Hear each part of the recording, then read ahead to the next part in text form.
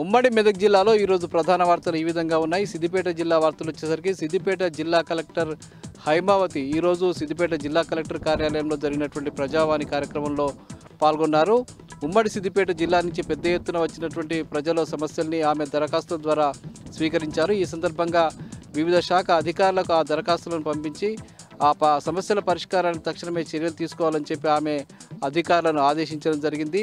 ముఖ్యంగా ఈరోజు ప్రజావానికి పెద్ద ఎత్తున ప్రజలు తరలి వచ్చి వివిధ సమస్యలపై దరఖాస్తులు ఇచ్చారు. ప్రధానంగా భూ సమస్యలపై ఎక్కువగా దరఖాస్తులు వచ్చినట్టుగా తెలుస్తుంది. ఆమె బాధ్యతలు చేపట్టిన తర్వాత మొట్టమొదటి జరిగినటువంటి ఈ ప్రజావాణి కార్యక్రమం ద్వారా ప్రజల సమస్యల పరిష్కారానికి తాము చర్యలు తీసుకుంటామని చెప్పి ఈ సందర్భంగా కలెక్టర్ హైమావతి చెప్పడం జరిగింది.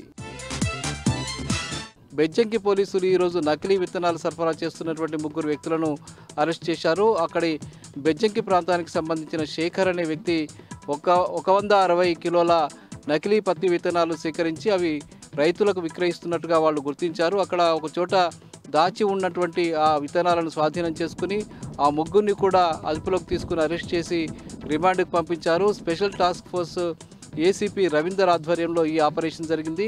బెజ్జంకి పోలీసులు పూర్తి స్థాయిలో ఈ నకిలీ విత్తనాలపై దృష్టి సారించి వాళ్ళని పట్టుకోవడం జరిగింది. ఈ చర్య పట్ల పోలీసులను స్థానిక ప్రజలు, రైతులు అభినందిస్తూ ఉన్నారు.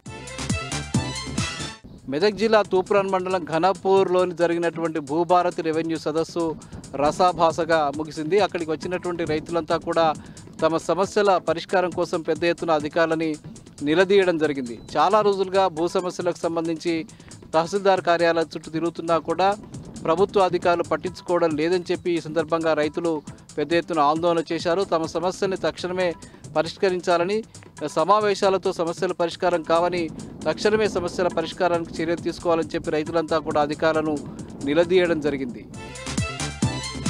ఇక నర్సాపూర్లో ఈరోజు విద్యార్థులు పెద్ద ఎత్తున ఆందోళన చేపట్టారు. నర్సాపూర్ మండలం జక్కపల్లి గ్రామంలోని మోడల్ స్కూల్కి విద్యార్థులు వెళ్ళడం కోసం అవసరమైనటువంటి ఆర్టీసీ బస్సు ఏర్పాటు చేయాలని చెప్పి విద్యార్థులంతా కూడా పెద్ద ఎత్తున బైఠాయించి రాస్తారోకో చేశారు. చాలా రోజులుగా తాము బస్సు వేయాలని చెప్పి అధికారులను కోరుతున్నా కూడా పట్టించుకోవడం లేదని చెప్పి ఈ సందర్భంగా విద్యార్థులంతా ఆందోళన వ్యక్తం చేయడం జరిగింది. ఇక సంగారెడ్డి జిల్లా వార్తలు వచ్చేసరికి సంగారెడ్డి జిల్లా గుమ్మడిదలి మండలంలో డంప్ యార్డుకు వ్యతిరేకంగా పెద్ద ఎత్తున ఆందోళన కొనసాగుతుంది. అక్కడ ప్యారానగర్ నల్లవెల్లి ప్రాంతంలో డంప్ యార్డు ఏర్పాటు చేయవద్దని చెప్పి 132 రోజులుగా ఆ ప్రాంతానికి సంబంధించిన ప్రజలు ఆందోళన చేస్తున్న విషయం తెలిసిందే.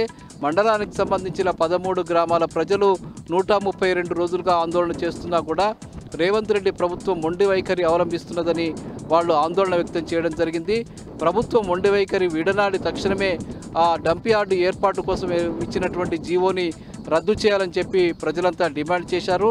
లేని పక్షంలో ఆందోళన మరింత ఉధృతం చేస్తామని ఈ సందర్భంగా ఆయా గ్రామాల ప్రజలు హెచ్చరించడం జరిగింది. ఇవి ప్రధానంగా ఈరోజు ఉమ్మడి మెదక్ జిల్లాలో ఉన్న వార్తలు.